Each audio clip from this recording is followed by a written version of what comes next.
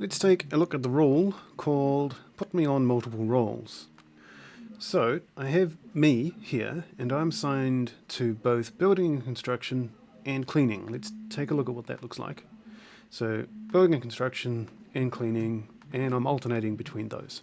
So let's say that whenever I'm on building and construction that I'm also going to do some inventory.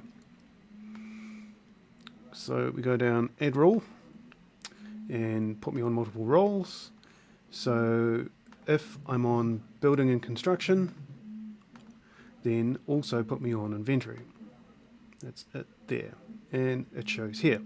So what this looks like is any time that I'm put on building and construction, I'll also be in inventory.